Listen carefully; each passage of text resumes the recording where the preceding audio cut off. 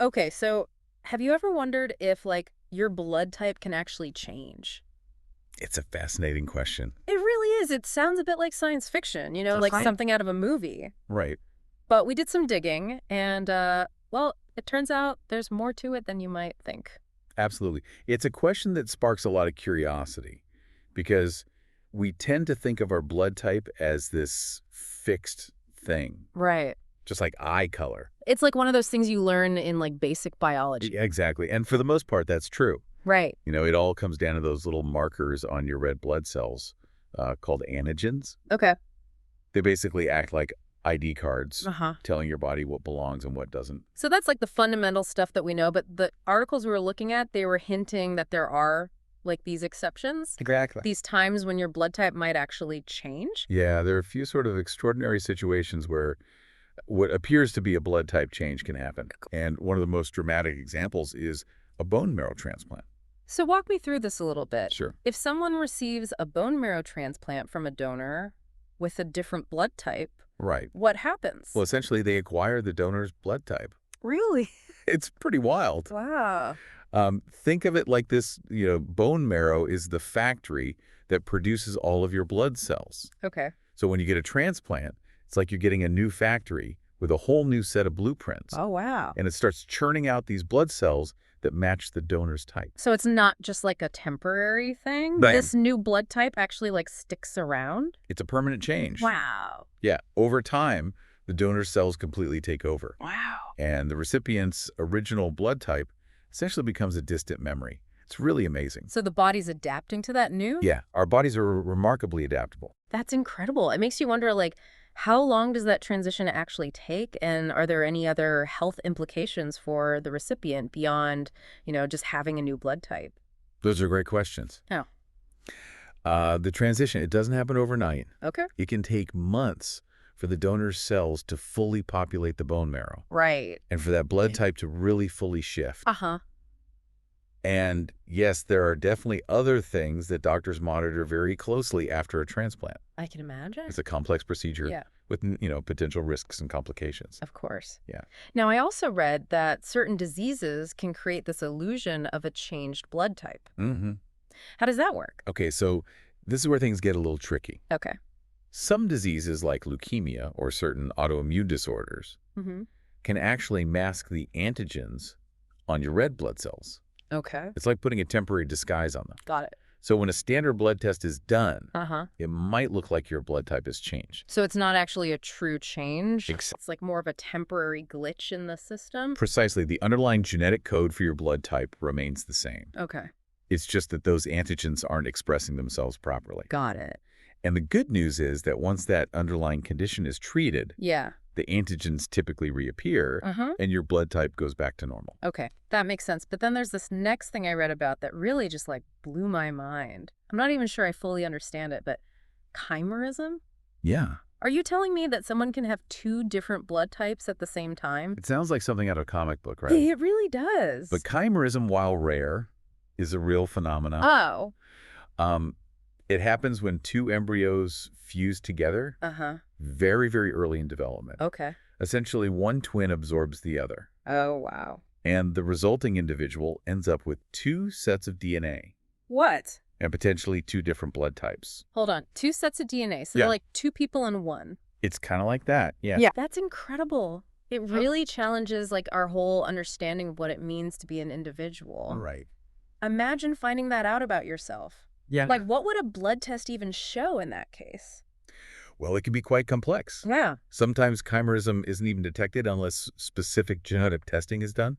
Wow. In some cases, a blood test might reveal a mixture of both blood types. Oh, really? But it's also possible to have like one blood type dominant in one part of the body Huh? and another blood type dominant in a different part. Oh, my gosh. So yeah, imagine needing a blood transfusion. Wow. What a medical puzzle that would present. That's fascinating and a little bit freaky, to be honest. It is. It's kind of mind-blowing. It is. Chimerism really highlights the incredible diversity that exists within the human body Yeah. and how much we still have to learn about our own biology. Right. Yeah, it really makes you think, what else is out there? What else don't we know? But speaking of things we don't know, we got to talk about some of these other ideas about blood types. Some of the more unconventional ones we came across, you know, the ones where, like, your diet or your personality or even, like, your astrological sign can change your blood type? Oh, yes. The There are that theories. your blood type is somehow fluid and can change based on, external Yeah. factors. Yeah. And as crazy as those sound, I get why people are interested in them. Right. Like, there's a part of us that wants to believe we have that much control over our biology. Yeah, I think you've hit the nail on the head there. Yes. These ideas really tap into our desire for self-improvement. Right. And, let's be honest, they often have this kind of mystical or spiritual appeal. Right. So, like, what if we could just unlock this hidden potential Exactly. just by changing our blood type? But what does science actually have to say about all this? Well, as intriguing as those ideas might be, there's really no scientific evidence Okay. to support the claim that you can intentionally change your blood type Right. through diet, lifestyle, or any other kind of external means. Yeah.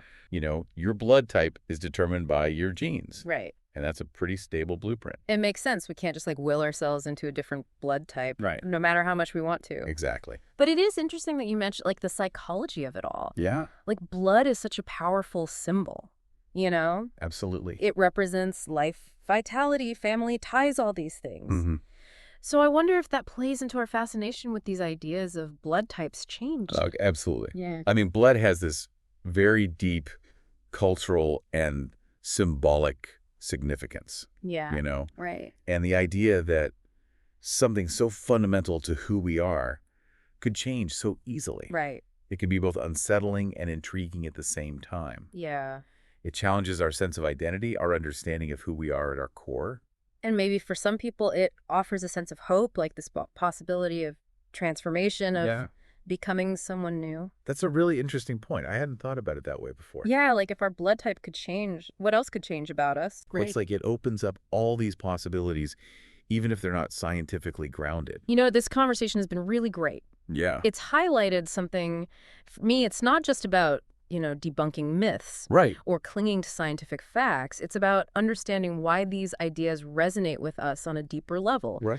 Recognizing that human need for wonder, for mystery, Mm-hmm. even if it sometimes leads us down these speculative paths. I love it. Yeah. So to bring it back to our listener, Right. here's the takeaway. Your blood type is, for the most part, a stable part of who you are. That's right. It's determined by your genetics. It's not something that's going to change based on, your mood or the latest wellness trend. Right. Exactly. Yeah. But that doesn't mean we should stop being curious about these things. Of course not. There's still so much we don't know about the human body and how it all works. Absolutely. The complexities of our biology are truly fascinating. It really is amazing. And before we wrap up this deep dive, I think it's important to kind of address the elephant in the room, or maybe I should say the misconception in the blood bank. okay, We've been talking about, the idea that you can change your blood type through like diet or energy work or things like that. Are there any real world implications to these beliefs? that's a really critical point. Yeah.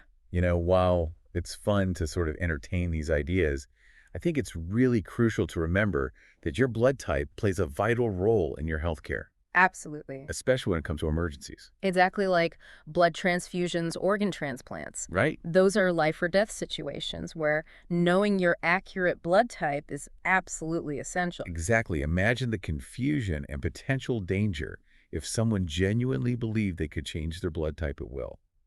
Right. It really highlights the importance of relying on solid medical information Yes. and not falling prey to misinformation. Right. And to always consult with healthcare professionals Absolutely. for accurate information about your health, including your blood type. So for our listener out there who's been with us on this journey, exploring this really interesting question, Yeah.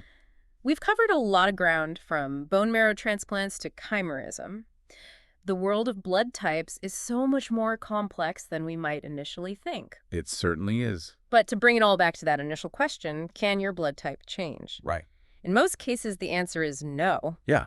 A resounding know your blood type is a remarkably stable part of your biological makeup. Right, it's determined by your genes. Exactly. So you can rest assured knowing that your blood type isn't just going to suddenly morph into something else. Precisely. But there are those very specific exceptions that we talked about. Right. The bone marrow transplants certain diseases that mask those antigens, Right. and then the super rare phenomenon of chimerism. But for Exactly. the vast majority of people, their blood type is going to stay the same throughout their lives. Mm. But as we've learned today, even those seemingly fixed parts of our biology, Yeah, they can hold surprises absolutely. and mysteries. And that's the beauty of science. It really is. There's always something more to uncover, always a deeper layer to explore.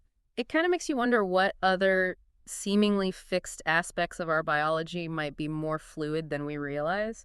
You know, like our personalities, our predispositions. It's a fascinating frontier of scientific exploration for sure. Absolutely. And it's a good reminder to stay curious, to keep asking questions, and to never stop exploring this incredible world within us and the universe around us. Well said. I completely agree. So on that note of wonder and exploration, we'll wrap up this deep dive. We hope you enjoy this journey into the fascinating world of blood types. Keep those brains buzzing, and we'll catch you next time for another adventure in the realms of science and discovery.